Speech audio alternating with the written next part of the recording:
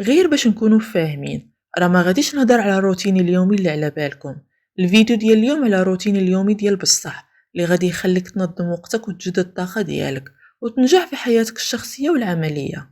الروتين ديال الناس الناجحين، كاع الناس عندهم نفس 24 ساعه في النهار.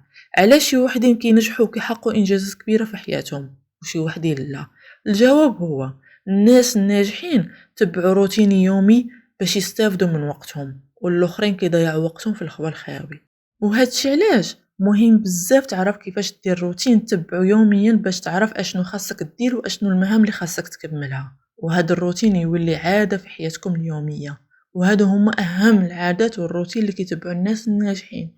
نبداو بالفياق بكري. خاصك تولف تفيق بكري كما قالوا ناس الزمان، الفياق بكري بالذهب مشري. ملي كتنظم راسك على هذا النظام، الجسم ديالك كيولف وكتولي ساهل عليك تفيق بكري. وزيد عليها راه صحيا مزيان تفطر بكري، وإلا ممكن شي دوش على الصباح يا سلام، تفطر وتمشي الخدمة فوق بخير. ندوزو دابا للروتين الثاني. ضروري دير وقت باش تمارس الرياضة كما كانت، واخا تمشى غير حتى البحر او دير غير حركات رياضية في دارك. المهم واحد نصف ساعة كل نهار دير فيها الرياضة. راه الرياضة كتعاونك باش تقلل من المشاعر السلبية وكتحسن الحالة المزاجية ديالك.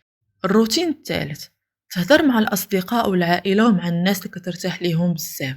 التواصل الاجتماعي زوين بزاف، والهضرة كتعاون باش تخرج الطاقة السلبية وكتجدد راسك. الروتين الرابع، تهتم براسك، بشعرك، صحتك، وجهك. تلبس زوين، ماشي ضروري غالي ولا جديد، المهم تكون مهتم براسك شوية وديما مقاد، حيت هادشي كيعاونك باش تزيد الثقة في راسك وتخدم مزيان. ديما نتبع الاخبار واشنو واقع، ما عرفتي تلقى شي فرصه ولا خدمه باش تحسن من الدخل ديالك. في جميع الاحوال المعرفه زوينه. كتب اشنو خاصك دير كل نهار وكمل خدمتك والمطلوب منك، عمرك ما تعطل شي حاجه. ديما من مورا الماكله دير نص ساعه اشرب فيها قهوه ولا اتاي، جلس شويه مع راسك، ما تفكر في حتى حاجه ولا خدمه ولا مسؤوليه، غير جلس مع راسك وتامل كما كيقولوا صحاب اليوغا. عطي راسك شويه ديال الوقت.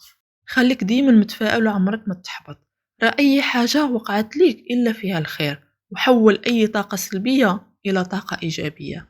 ضروري تخدم وتكرفس باش تجيب طرف الخبز، ولكن ديما خلي عندك طموح دير مشروعك بوحدك.